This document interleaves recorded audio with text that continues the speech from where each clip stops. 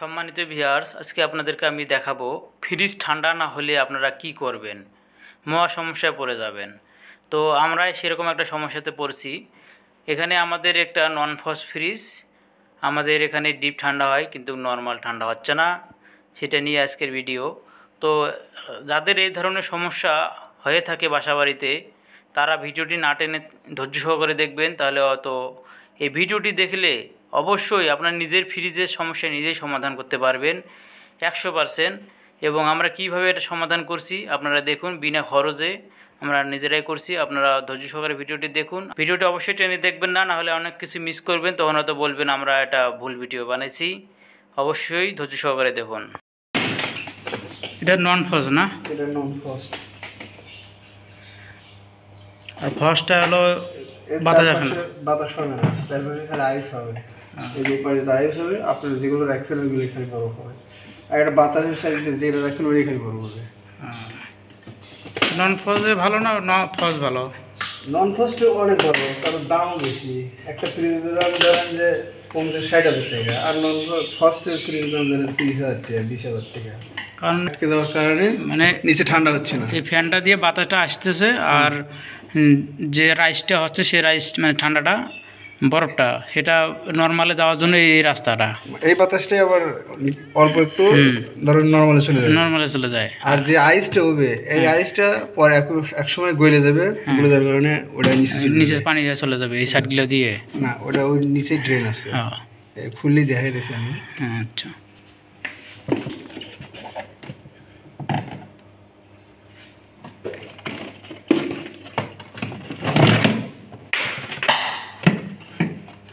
এই যে আইসটা হচ্ছে যে এই আইসটা একসময় গলে 24 ঘন্টায় একবার গলবে, গলে নিচে চলে যাবে, পানি হয়ে চলে যাবে, পানি হয় নিচে যাবে। আর যখন এটা গলতে পারবে না, এখনই ঠান্ডার সমস্যা হবে। তার মানে এটা এখন গলতে পারতেছে না, দেখি সমস্যা।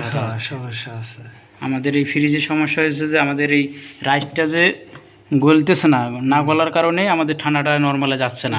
আর ডিপে অলরেডি তো ঠান্ডাটা মোটামুটি আসতেছে, কিন্তু নর্মাল হবে, ঠান্ডা হচ্ছে কিন্তু কম হবে, ধীরে ধীরে কম হবে।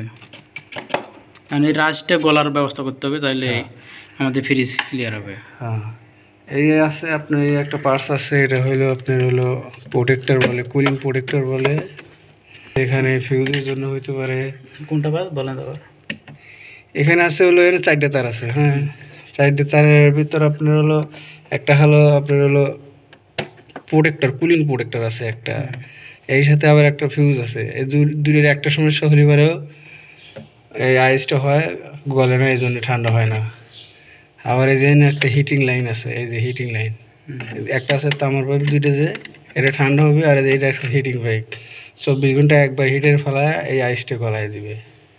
আর যদি হিটিং পাইপে যদি কাজ না করে তাহলে রাইস গলবে না, সেক্ষেত্রে আমাদের ফ্রিজের সমস্যা হবে, ঠান্ডা হবে না। এখন তাহলে আমাদের এখানে বুঝতে হবে কি সমস্যা হচ্ছে।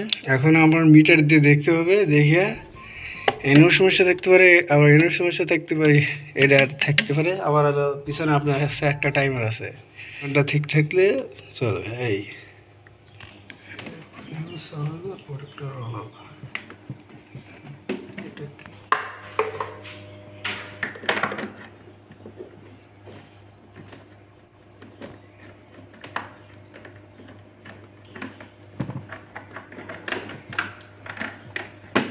এটা খোলার নিয়ে এটার নাম কি? এটা কুলিং প্রোটেক্টর আর এটা ফিউজ। এটা কুলিং প্রোটেক্টর আর ফিউজ কোনটা? এটা হলো প্রোটেক্টর, আর এইটা হলো ফিউজ, দুটো একসাথেই থাকে। আর কত জায়গায় কত ইসে আলাদা থাকে। সম্মানিত ভিউয়ার্স, আপনারা অবশ্যই এগুলো চেক করার পর এই যে কুলিং প্রোটেক্টরটা আপনি ভালো করে ঘষে দেখে নেবেন, এটার একটা নাম্বার আছে, এই নাম্বারটা দেখে আপনারা টুকে রাখবেন। আর টুকে রাখার পর যে ফ্রিজটা আপনারা সার্ভিসিং করে নেবেন। আমরা কিভাবে সার্ভিসিং করি সেটা দেখাচ্ছি। ফ্রিজটা পুরোটাই সার্ভিসিং করে নিয়ে আবার যেভাবে ছিল সেভাবে লাগিয়ে দিয়ে আপনারা 2 দিন চলাবেন। চলার পর দেখবেন যদি আপনার ফ্রিজ ঠিক হয়ে গেছে তাহলে ঠিক, আর না হলে কিন্তু আবার এই জিনিসগুলো আপনি টুকে রাখবেন। যে দুটো আমি জিনিস দেখাবো টুকে রাখলে এই জিনিস কটা আবার কিনে আনে আপনাদের লাগাইলে ফ্রিজ মোটামুটি আপনাদের ওকে। তা আমরা এখনও বুঝতেছি না যে আমাদের ফ্রিজে এই জিনিসগুলো নষ্ট হয়েছে। আশা করি আমাদের এই ফ্রিজগুলো এই জিনিসগুলো নষ্ট নাও হতে পারে। তো এটা দেখতেছেন, এটা হলো টাইমার। তো এই টাইমারটা ফ্রিজে নষ্ট হয়। এই টাইমার আর কুলিং প্রোটেক্টর এই দুইটা জিনিস নষ্ট না হলেই ফ্রিজে ঠান্ডা হয় না। তো আমাদের টাইমারটাও আমরা দেখতেছি ঠিক আছে, টাইমারের কারণেই হয়তো ফ্রিজ ঠান্ডা হয় না অনেক সময়। সম্মানিত ভিউয়ার্স, এখন আমরা কিভাবে সার্ভিসিং করি আপনারা দেখুন। এই যে আমরা গরম পানি করে নিয়েছি, এই গরম পানি দিয়ে আমরা সার্ভিসিং করব। তা পিছনে আমরা পাটটা খুলেছিলাম, পানিগুলো ফেলে দিয়েছিলাম, তো সেই পাটটা আমরা এখন লাগিয়ে দিতেছি, কারণ আমরা সার্ভিসিং করার ক্ষেত্রে লাগবে। তো এখানে আপনারা দেখতেছেন এখন আমরা সার্ভিসিং করতেছি গরম পানি। এই গরম পানিগুলোই আমরা বরফ গুলানোর জন্য আমরা গরম পানিগুলো দিতেছি এবং বরফগুলো গলে দিতেছি এবং ড্রেন পাইপগুলো সহ আমরা পরিষ্কার করে নিতেছি এই গরম পানি দিয়ে। এটা দিয়ে পরিষ্কার করে আমরা কিছুক্ষণ রাখবো এবং এই যত বরফ জমেছে সব ক্লিয়ার হয়ে গেলে তারপরে আমরা আবার ফ্রিজটা যেভাবে ছিল সেভাবে লাগিয়ে আমরা 2 দিন চলে অপেক্ষা করব। তারপরে যদি সমস্যা না হয়, ফ্রিজ ঠিক হয়ে যায় তাহলে তো ভালো, আর যদি সমস্যা হয় তাহলে এই দুইটা জিনিস আপনাদেরকে দেখাইছি যে কুলিং প্রোটেক্টর আর টাইমার, এই দুইটা জিনিস এনে আপনারা আবার লাগিয়ে দিবেন, তাহলে ওকে হয়ে যাবে। তো আমরা অলরেডি আমাদের সার্ভিসিং এখানে গরম পানি দিয়ে করছি। এখন আমাদের সমস্যা হচ্ছে আরেকটা, সেটা হলো এই সমস্যাটার কারণে ফ্রিজ ঠান্ডা হয় না, সেটা হলো দরজা। এই যে দেখতেছেন ফ্রিজের দরজা যে কভার আছে, এই কভারটা অনেক সময় দেখবেন ফাঁক হয়ে থাকে। এই ফাঁক থাকার কারণে ফ্রিজ দিয়ে হাওয়া বের হয়ে যায়, তখন ফ্রিজে ঠান্ডা হয় না, এটা একটা সমস্যা হয়। তো আমরা এখন এই দরজাটাও আমরা কিভাবে সার্ভিসিং করি সেটা আপনাদেরকে দেখাইতেছি। এই যে আমরা পার্টটা খুলে নিয়েছি, 2টা পার্ট আছে, একটা ডিপের একটা নর্মালের। তা খুলে নেওয়ার পর এখানে আমরা এখন এই যে গরম হিটার, এটা হলো গরম বাতাস বের হয়, সেটা গরম হিটার একটা, এটা দিয়ে আমরা এখন এই ফ্রিজের পার্টটা আমরা ঠিক করব। দেখতেছেন আপনারা, আমরা এই গরম হিটার দিয়ে কভারটাতে আমরা গরম হিট দিতেছি। হিট দিয়ে গ্যাস কিটটা আমরা নরম করে নেব। নিয়ে আমরা সুপার গোলাটাও নিয়েছি, নিয়ে দেখতেছেন আমরা কিভাবে করতেছি, কাজটা টাইনে নিতেছি, টাইনে জায়গায় আমরা বসানোর জন্য বসে আমরা সুপার গোলা আঠা দিয়ে লাগিয়ে দিতেছি। সম্মানিত ভিউয়ার্স, আমাদের ভিডিওগুলি যদি আপনাদের ভালো লাগে অবশ্যই চ্যানেলটি সাবস্ক্রাইব করে রাখবেন আর আমাদের সাথে থাকবেন। আর অবশ্যই ভিডিওতে কিন্তু লাইক দিতে ভুলবেন না, অবশ্যই একটা লাইক দিবেন। আমরা এখন এখানে হিট দিয়ে কভারগুলো লুজ করে নিয়ে সুপারগুলো আঠা দিয়ে আমরা লাগিয়ে দিতেছি,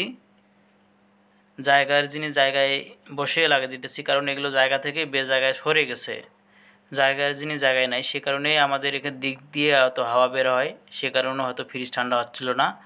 তা এগুলো আপনারা অবশ্যই যদি পারেন হিট দিয়ে করবেন, না পারলেও সমস্যা নাই, এটা তেমন কোনো বেশি সমস্যা না, হয়তো আপনার ফ্রিজে হয়তো এটা ঠিক থাকতেও পারে। তো আপনারা যেটা দেখালাম সেটা আপনারা করে নেবেন। এখন আমাদের এটা মোটামুটি ঠিক হয়ে গেছে, এখন আমরা পার্টগুলো লাগিয়ে দিতেছি। পার্টগুলো লাগার ক্ষেত্রে আগে নিচের পার্টটা লাগিয়ে নেবেন, তারপরে মাঝখানে পিনটা দিয়ে উপর পার্টটা লাগিয়ে দিয়ে তারপরে উপরে পিনটা লাগিয়ে আপনারা লাগাবেন। লাগার পর দেখবেন দরজাটা লাগে যে ঠিক আছে কিনা, তারপরে আপনার স্ক্রু টাইট দিয়ে লাগাবেন। এখন আমরা যেভাবে আমাদের পয়েন্টগুলো আমরা খোলাইছিলাম সেভাবেই সেম আমরা এগুলো লাগিয়ে দিতেছি। এখন ফ্যানটা লাগিয়ে দিতেছি, যেভাবে খোলা হয়েছে সেভাবে লাগিয়ে দিতে হবে। আর এখানে একটা গুরুত্বপূর্ণ বিষয় আছে, এই গুরুত্বপূর্ণ বিষয়টা আপনাদেরকে দেখাচ্ছি। এই ফ্যানের ক্ষেত্রে কেন ফ্রিজ নর্মালে ঠান্ডা হয় না, এই জিনিসটার কারণে নর্মালে ঠান্ডা হয় না, এটা আপনারা দেখলেন। আরেকটা জিনিস শিখে দেবেন, নিচে যদি ঠান্ডা বেশি চান তাহলে একে দিতে হবে, ফুল এই দেন পকেট খোলা। আর যদি কমাই দিয়েছেন সাথে হলে একবারে স্লো, নিচে ঠান্ডার জন্য তো নিচে বেশি ঠান্ডা চাইলে এটা একে দিতে হবে, আর যদি উপর ঠান্ডা কম চাই তাহলে সাথে দিতে হবে। হ্যাঁ, কারণ নিচে এই সাইডে এটা যদি একে দেই তাহলে ফাঁক বেশি হবে, হ্যাঁ, আর যদি সাথে দেই তাহলে ফাঁক কম হবে। এই ফুঁকো দিয়েই এই ঠান্ডাটা নর্মালে যাবে। এই জন্য এখানে এটার উপরে ডিপেন্ডস করে। আর টোটাল রে কভার করে হলে নিচে আছে থার্মোস্ট্যাট সুইচ আছে ওইটা। আচ্ছা,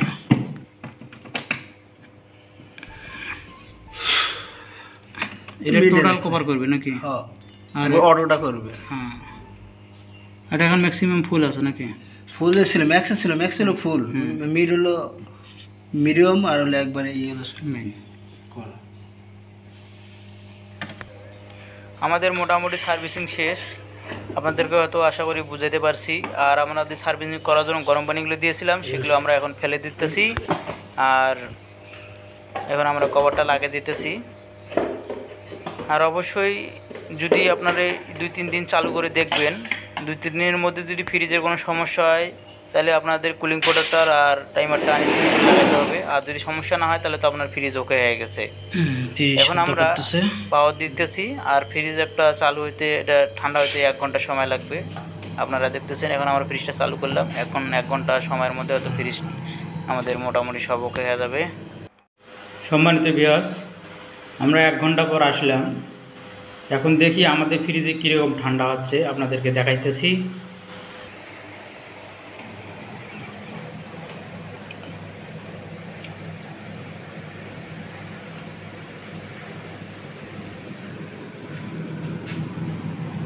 দেখতেছেন আমাদের ফ্রিজে মাছ মাংস ভরে রাখছিলাম, সবগুলি বরফ হয়ে গেছে এবং খুব সুন্দর ঠান্ডা হয়েছে, আপনারা দেখতেছেন। আর খুব সুন্দর ঠান্ডা বের হইতেছে। আর এখানে নর্মালও আপনারা দেখতেছেন কত সুন্দর ঠান্ডা।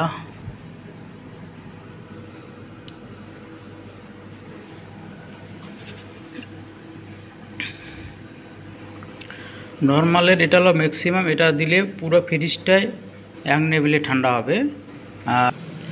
আর এখানে যা তো ফ্রিজটা এটা যা তো ডিপ, এই ডিপ থেকেই কিন্তু ঠান্ডা নর্মালে যায়। সেক্ষেত্রে এখানে আপনাদেরকে আমি দেখাইছি যে এটা কিন্তু যদি একে দেন তাহলে নর্মালে বেশি ঠান্ডা হবে, মানে একটা ফাঁক বেশি হবে, সেই ফাঁকটা দিয়ে ঠান্ডাটা বেশি, বাতাসটা বেশি যাবে, এই কারণে নর্মাল বেশি ঠান্ডা হবে।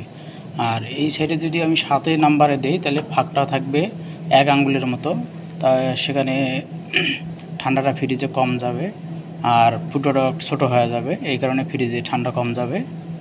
আর সাথে দিলে নর্মালে বেশি ঠান্ডা হবে। আপনার যেরকম দরকার, এখানে আপনি নর্মালের জন্য 7 থেকে 1 পর্যন্ত আছে, এটাতে কম বেশি করলেই আপনাদের নর্মাল ঠান্ডা কম বেশি করতে পারবেন।